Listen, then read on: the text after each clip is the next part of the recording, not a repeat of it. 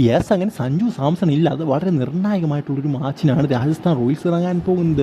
So ഈ ഒരു മാച്ചിന് കുറേയധികം പ്രത്യേകതകളുണ്ട്. കുറേയധികം ഒന്നുമില്ല, ഒരു ചെറിയ പ്രത്യേകത തന്നെ ഈ ഒരു മാച്ചിനെ രാജസ്ഥാൻ റോയൽസിന് എത്രത്തോളം ഇമ്പോർട്ടൻ്റ് ആണെന്ന് കാണിച്ചു തരുന്നതാണ്. സോ എന്തായാലും അതിലേക്ക് പോകുന്നതിന് മുമ്പ് നിങ്ങൾ ലൈക്ക് എന്ന് പറയുന്നത് വളരെയധികം ഇമ്പോർട്ടൻ്റ് ആണ്. നിങ്ങളൊരു സഞ്ജു സാംസൺ ആരാധകനാണെങ്കിൽ തീർച്ചയായിട്ടും ലൈക്ക് ചെയ്യുക.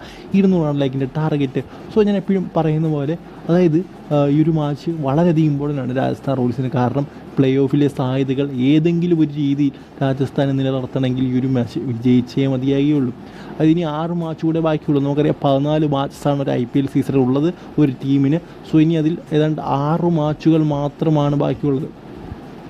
സോ ആ ഒരു 6 മാച്ചിൽ 6 വിജയിച്ചാൽ മാത്രമേ രാജസ്ഥാൻ എന്തെങ്കിലും തരത്തിലുള്ളൊരു സാധ്യതകളുള്ളൂ.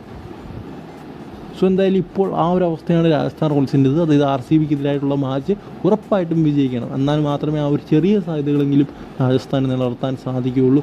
സോ എന്തായാലും നമുക്ക് കണ്ടറിയാം രാജസ്ഥാന് ആ ഒരു മാച്ച് വിജയിക്കാൻ സാധിക്കുമോ ഇല്ലയോ എന്നുള്ള കാര്യങ്ങൾ. തോറ്റാൽ എന്താ പറയുക, പുറത്തേക്കുള്ള വഴി ഏതാണ്ടൊക്കെ കൺഫേം ആയി എന്ന് തന്നെ പറയണം. സോ എന്തായാലും 14-16 പോയിൻ്റൊക്കെയാണ് ഒരു നാരോ സോൺ എന്നൊക്കെ പറയാവുന്നത്.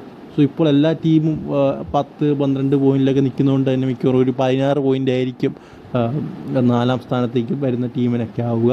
സോ എന്തായാലും ഇതിനെക്കുറിച്ചുള്ള നിങ്ങളുടെ അഭിപ്രായം കമൻറ്റ് ബോക്സിൽ പറയാം. അടുത്ത വീഡിയോയിൽ കാണുന്നവരെ ഗുഡ് ബൈ.